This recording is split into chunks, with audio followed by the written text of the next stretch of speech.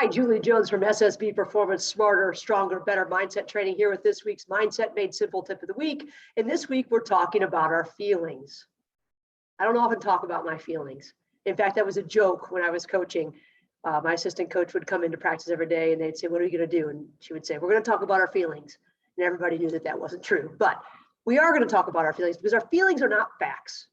Our feelings are not directives. However, our feelings are real and they affect the way we perform. I thought about this a lot the other day when I was sitting at my son's swim team practice. I sit in the car because we're not allowed to go in, and I was hungry. I said, I am hungry. I hadn't eaten yet, trying this intermittent fasting thing just to see if I could do it for no other reason than that, and it's miserable if you ask me. But I thought, I'm hungry. And then I thought, am I hungry? And I'll answer that question in a few minutes. But the way we feel, the way we think, affects how we feel, which affects how we act, which affects how we perform, which affects our results. We know this. So what happens when we're feeling certain ways and we know that that is going to go through this cycle to affect our results? There are a couple things we can do. Number one, I talk about our 4 Ps, right? Being present, being positive, checking our posture, and then following the process. Well, as I've been thinking about these feelings and learning more and working with teams that aren't feeling positive all the time, which my teams didn't, and I certainly don't and didn't as a coach, I started to change that P to more productive. And a couple ways we can be more productive about managing our thoughts and feelings, because they're almost the chicken and the egg theory, which comes first. I'm not sure. Was I reacting because my body was feeling hungry? Or was I thinking about being hungry because I normally eat before that time? And you know what it's like to try not to think about something. We automatically go there, which is part of the problem. So as we're thinking about managing our feelings, there are a couple things that we can do to help our athletes do a little bit better job of it. Number one, we know that our brain, right, has an emotional side and a thinking side. And Jonathan Haidt, who is a professor at NYU, talks about the elephant and the rider. You might have heard me talk about that before. Our emotions are this elephant that is like tons of, it weighs tons, and we weigh whatever we weigh. And we're trying to guide this elephant around. Well, if we don't script the critical moves, we are never going to get the elephant to go where we want it to go. So how do we do that? Well, if we're feeling a certain way, we can take a minute and give our brain something to do. Our brain will do something, it will worry, right? As soon as we have just a second, that worry sets in. I'm the queen of this. I was talking to my sister today and she's like, my niece is a worrier. I think it's like in our genes. It came from our grandma. Our mom worried. We worry. Now Julia worries. Whoa, we need to break this cycle. But if we have just a second, our brain will worry. So if we give our brain a job, we are more likely to move in a productive way, which to me is positive. If it's moving us forward, then that's positive. Does that mean we're happy? No, we're not happy when we lose. We're not happy when we make a mistake. We're not happy when we feel certain ways. But sometimes we have to forget how we feel and we have to focus on what we know. What are the facts? What can I do to move me from where I am to where I need to go?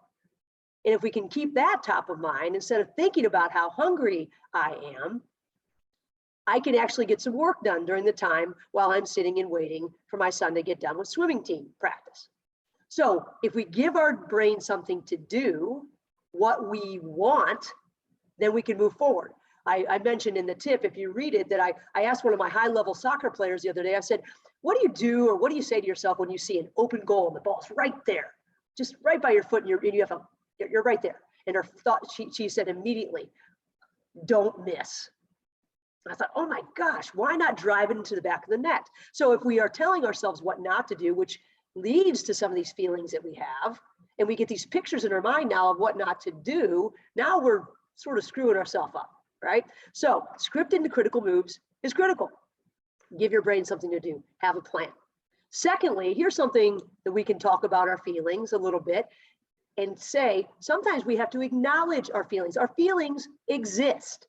But they are not facts. They are not directive. They don't make us decide things. We get to choose whatever it is that comes next. And we know that the event or the feeling or the thought happens, we react, and then there's an outcome.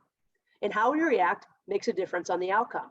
Maybe we need to take a few minutes every now and again and write down how we're feeling, or at least say it out loud and acknowledge it so that it's there. And now we have an opportunity to evaluate it or dispute it. But writing down how, writing down how we feel, if we have kids who struggle with certain feelings, asking them to take a second, acknowledge to you, yes, I'm scared. Well, are you scared? Or are you someone who's concerned about playing at your best and afraid that you're going to let people down?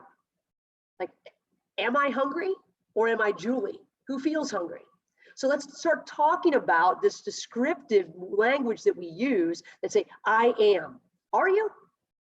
Or are you feeling a certain way? Maybe we can look at our feelings like they're clouds in the sky and not the air around us that envelops us and makes us feel as if we're helpless. Maybe it's a cloud in the sky that we know is going to move and change. If you've ever been through grief, you know that grief comes on. And if we let it go, we can cry for a few seconds even and feel the grief and sort of let it go. We will return back to our normal state after a while, depending on the distance between the grief and you today. But we know that we are not going to stay in a constant state forever. The clouds move. Sometimes the clouds protect us from the sun, and we need those clouds in our existence.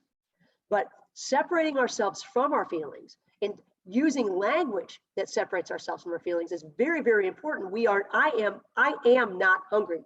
I am Julie who didn't eat and now I feel hungry, but if I remember why I did it and I give myself something to do, maybe I can work through this. Or if I even just acknowledge and say, yes, that's how I feel, but that's how I feel. It is not who I am. And if I start to parse the words a little bit more and say, what does this feeling really say? I can either figure out how to manage it, I can dispute it, I can hold it with me and realize that it is the way that it is. We don't want to pretend like we don't feel a certain way. It's like trying to hold a ball under the water, and eventually you've got to let the ball go. But we've got to learn how to swim with the ball in the pool. We know what happens when we let the ball go. It springs up and it goes even further than it was deep. So trying to hold our feelings as if they don't exist causes us to waste energy. But acknowledging them and just saying, hey, I'm nervous. Or are you nervous? Or are you just excited and ready to go? How can we use this to our advantage? I'm scared. Okay, let's talk about that just for a second. What does that mean? And what do you need to do to get from where you are to where you want to go? Again, giving ourselves some plans, acknowledging the feelings that are there, but keeping them in perspective. And then using words and pictures that help us move in the direction of what we want or where we want to go. So we've got all these feelings. Particularly if you coach women, you've got all these feelings. What do we do with them? Give our brain something to do. Acknowledge them, write them down, and then find solutions for these feelings, or not necessarily solutions, but how can they help us? Or can we just sit with them and they exist, that we can still do and be who we need to be in the moment? So that's the test for this week. Who can you look at on your team that needs to do one of these two things? And will it help them? I think it might. Maybe you can give it a try. If you'd like to learn more about mental performance tips, go to my website at ssbperformance.com and find more Mindset Made Simple tips at ssbperformance.com/blog. Email me at juliej@ssbperformance.com, and let's get together and get some of this information to your team. Have a great week.